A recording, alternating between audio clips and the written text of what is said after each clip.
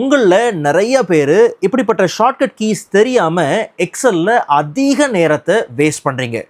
So இன்னைக்கு இந்த வீடியோல உங்க டைமை நல்லா சேவ் பண்ணக்கூடிய சரியான ஷார்ட்கட் கீஸை உங்களுக்கு காமிக்க போறேன். Hello everyone, welcome to endless knowledge. எக்ஸல்ல 200க்கு மேற்பட்ட ஷார்ட்கட் கீஸ் இருக்கு. அதில் இருக்கக்கூடிய எல்லா ஷார்ட்கட் கீஸும் நம்ம டைமை உண்மையிலேயே சேவ் பண்ணுமானா கிடையாது. ஒரு சில ஷார்ட்கட் கீஸ் தான் உண்மையிலேயே நம்ம டைமை சேவ் பண்ணி தரும். அப்படிப்பட்ட ஷார்ட்கட் கீஸ் தான் கேட்டகரி பை கேட்டகரி, பேசிக்ல இருந்து அட்வான்ஸ் வரைக்கும் உங்களுக்கு சொல்ல போறேன். ஹானஸ்டா உங்களுக்கு எல்லா ஷார்ட்கட் கீஸும் தேவையில்லை, சரியானது மட்டும்தான் தேவை.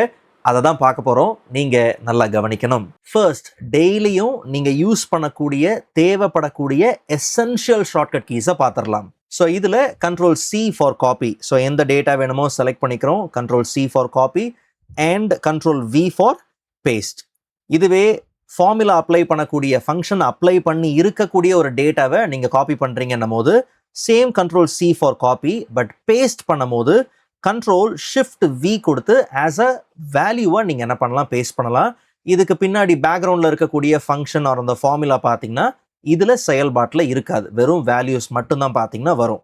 ஆஸ் யூஷுவல் உங்களுக்கு டேட்டா காப்பியாக வேணாம் அப்படிங்கிற பட்சத்தில் மூவ் தான் பண்ணணும் அப்படின்னும் போது control X for cut and எங்க பேஸ்ட் பண்ண போறீங்களோ கண்ட்ரோல் வி ஃபார் பேஸ்ட். செஞ்ச ஆக்ஷனுக்கு பின்னாடி வரணும்னும் போது நீங்க என்ன செய்ய போறீங்க, கண்ட்ரோல் ஜி, அதாவது கண்ட்ரோல் ஜெட் ஃபார் அண்டு. அதே ஆக்ஷனை ரீடூ பண்ணணும் அப்படின்னும் போது கண்ட்ரோல் ஒய் ஃபார் ரீடூ. முக்கியமான shortcut key control S for save. ஒருவேளை ஆட்டோ சேவ் நீங்க எனேபிள் பண்ணலைன்னா கண்ட்ரோல் எஸ் கொடுத்து அப்பப்போ சேவ் பண்ணிக்கிறது நல்லது. இந்த ஷார்ட்கட் கீஸ்லாம் பேசிக் தான், ஆனால் இமேஜின் பண்ணி பாருங்க, நூற்றுக்கணக்கான தடவை இதை நம்ம யூஸ் பண்ணுவோம். ரெண்டாவது, நேவிகேஷன். எக்ஸல்ல ஸ்க்ரோல் பண்ணுறதுங்கிறது அதிகமாகவே இருக்கும். ஸோ இன்ஸ்டண்ட்டாக ஷார்ட்கட் கீஸ் மூலிமா எப்படி மூவ் பண்ணலாம். ஃபார் எக்ஸாம்பிள், டேட்டாவோட எண்டுக்கு ஜம்ப் பண்ணணும்னா கண்ட்ரோல் ஆரோ கீஸ்.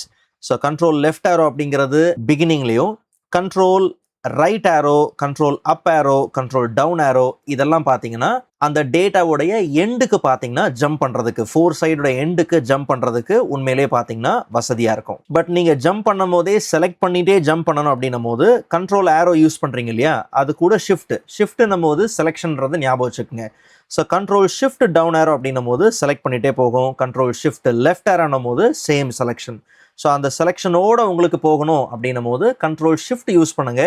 செலெக்ஷனே தேவையில்லை, ஜஸ்ட் ஜம்ப் பண்ணால் போதும்னும் போது கண்ட்ரோல் ஆரோ கீஸ் நீங்கள் யூஸ் பண்ணாலே போதுமானது.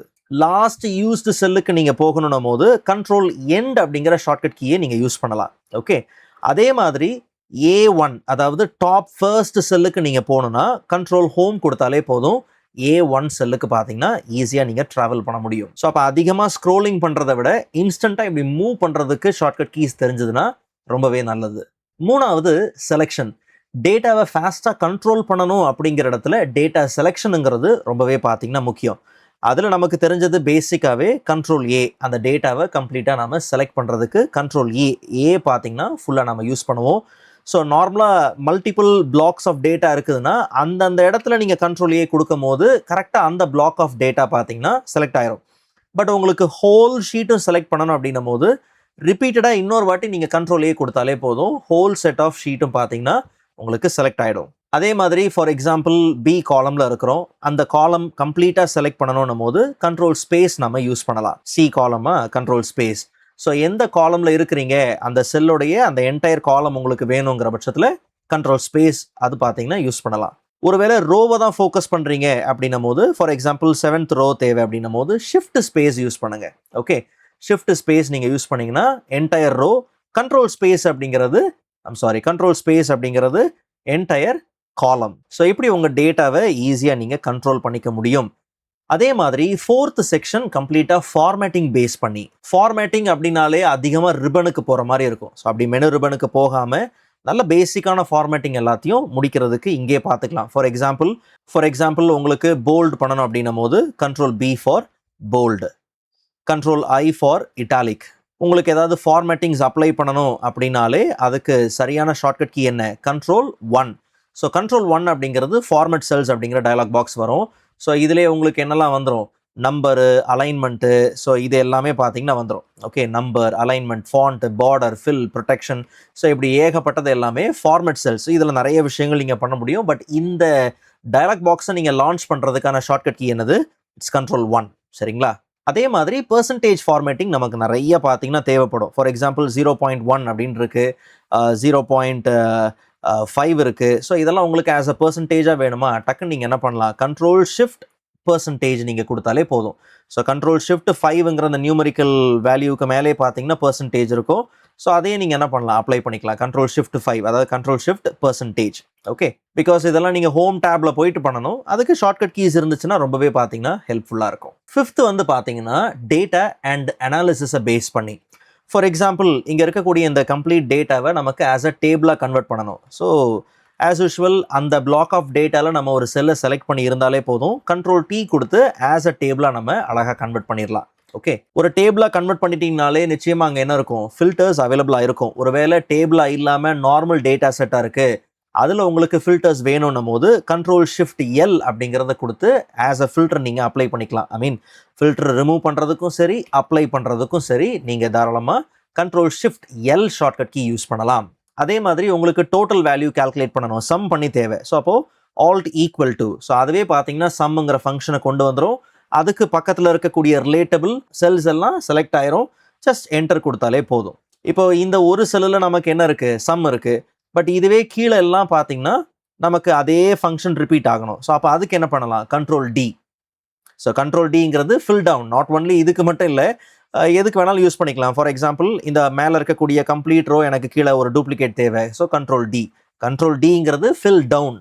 ரைட்டில் உங்களுக்கு வேணும், ஃபார் எக்ஸாம்பிள் இங்கே தேவை அப்படின்னும் போது கண்ட்ரோல் R ஃபார் என்னது, right. Just with auto fit பண்ணால் தெரியும். இந்த மாதிரி சூழ்நிலையில தான் மேனுவல் ஒர்க் அதிகமாக பண்ணுவோம். கரெக்டாக ஈக்குவல் டு சம்மு, மேலே இருந்து காப்பி பண்ணி பேஸ்ட்டு, ரிசல்ட்டை ஃபில் பண்ணுறதுக்கு ஃபில் ஹேண்டில். ஸோ இந்த மாதிரியெல்லாம் செய்கிறதுக்கு பதிலாக ஷார்ட்கட் கீஸ் வேகமாக பார்த்தீங்கன்னா வேலையை முடிச்சு தரும், டைம் சேவ் ஆகும். அதுதான் மெயின்.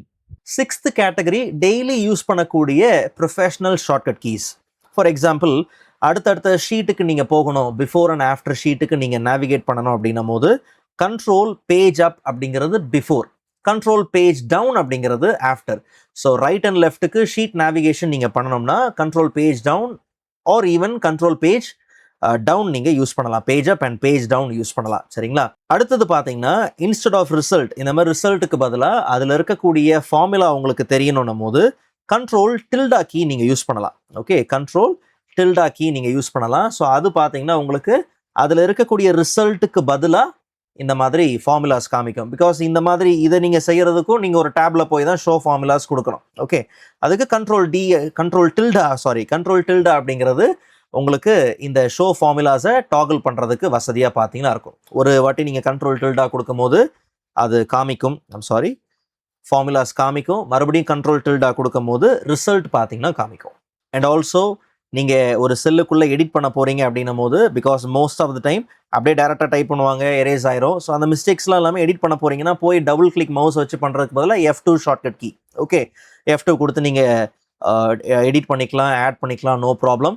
அதே மாதிரி பார்த்தீங்கன்னா ஒருவேளை அடுத்தடுத்த லைன் உங்களுக்கு வேணும் அப்படின்னும் போது அப்போ நீங்கள் தாராளமாக என்ன பண்ணலாம், alt enter shortcut key use பண்ணலாம். பட் இதில் ஒரு விஷயம் இருக்குது, நீங்கள் லெஃப்ட் உங்கள் கீபோர்டில் லெஃப்ட் ஆல்ட் இருக்கும் பாருங்கள், அந்த ஆல்ட் யூஸ் பண்ணணும். ஓகே, ஆல்ட் என்டர் அப்படின்னும் போது சேம் செல்லு தான், பட் அதில் அடுத்த ஒரு லைன் பார்த்தீங்கன்னா வரும். ஓகே, ஸோ அப்போது உங்களுக்கு தேவையானதை நீங்கள் டைப் பண்ணிக்கலாம். ஆல்ட் என்டர் நீங்கள் ரைட்டில் இருக்கக்கூடிய ஆல்ட் யூஸ் பண்ணுறீங்க அப்படின்னும் போது வராது. ஃபார் எக்ஸாம்பிள் ஆல்ட் என்டர் நீங்கள் கொடுக்கும் போது தெரியுதா, வராது. ஓகே, ஸோ அதனால் லெஃப்ட் சைடில் இருக்கக்கூடிய ஆல்ட் ப்ளஸ் நீங்கள் என்டர் கீ யூஸ் பண்ணலாம். இந்த வீடியோ உங்களுக்கு ரொம்பவே யூஸ்ஃபுல்லாக இருந்திருக்கும்னு நான் நம்புகிறேன். அதிகமாக ஷார்ட்கட் கீஸை தேவைப்படக்கூடிய இடத்துல நீங்கள் பயன்படுத்தி தான் ஆகணும். நீங்கள் ஷார்ட்கட் கீஸே பயன்படுத்தாமல் எல்லாமே மவுஸில் தான் நீங்கள் செய்கிறீங்க அப்படின்னும் போது அந்த இடத்துல தான் பிகினர்ஸ்க்கும் ப்ரொஃபஷ்னல்ஸ்க்குமான வித்தியாசம் பார்த்தீங்கன்னா தெரியும். ஸோ நீங்கள் ஒரு ப்ரோ யூஸரை கவனித்து பார்த்தீங்கன்னா 90 to 98% அவங்களுடைய வேலை எல்லாமே ஷார்ட்கட் கீஸ்லேயே பார்த்தீங்கன்னா முடிப்பாங்க. ஸோ அப்போ தான் டைம் அதிகமாக பார்த்தீங்கன்னா சேவ் ஆகும். ஸோ உங்களுக்கு நிறைய ஷார்ட்கட் கீஸ் இன்னும் லேர்ன் பண்ணணும். எக்ஸலில் மட்டுமே 200+ ஷார்ட்கட் கீஸ் பார்த்தீங்கன்னா இருக்குது. இது மட்டும் இல்லாமல் கூடவே ஒரு சில இம்பார்ட்டன்ட் ஷார்ட்கட் கீஸ் எல்லாத்தையும் சேர்த்து 300+ ஷார்ட்கட் கீஸ் உடைய ஒரு PDF டாக்குமெண்ட் பார்த்தீங்கன்னா இருக்குது. உங்களுக்கு தேவை, உங்களுடைய ஒர்க்கை நீங்கள் இன்னும் ரொம்ப சிம்பிளிஃபை பண்ணணும் அப்படிங்கிற பட்சத்தில் தாராளமாக நீங்கள் அந்த PDF-ஐ பர்ச்சேஸ் பண்ணிக்கலாம். அதோடைய லிங்க்கை நான் கொடுக்குறேன், தேவைன்னா நீங்கள் பர்ச்சேஸ் பண்ணிக்கோங்க. அண்ட் அது மாத்திரம் இல்லை, நீங்கள் இன்னும் நிறைய விஷயங்களை லேர்ன் பண்ணணும் அப்படிங்கிற பட்சத்தில் என்னுடைய step by step MS Office Essentials full கோர்ஸோடைய பர்ச்சேஸ் லிங்க்கும் கொடுக்குறேன். உங்களுக்கு தேவைங்கிற பட்சத்தில் தாராளமாக நீங்கள் பர்ச்சேஸ் பண்ணி யூஸ் பண்ணிக்கலாம். ஸோ நெக்ஸ்ட் வீடியோவில் இதை விட இன்ட்ரெஸ்டிங்கான டாப்பிக்கை பார்க்கலாம். அதுவரை காத்திருங்கள்.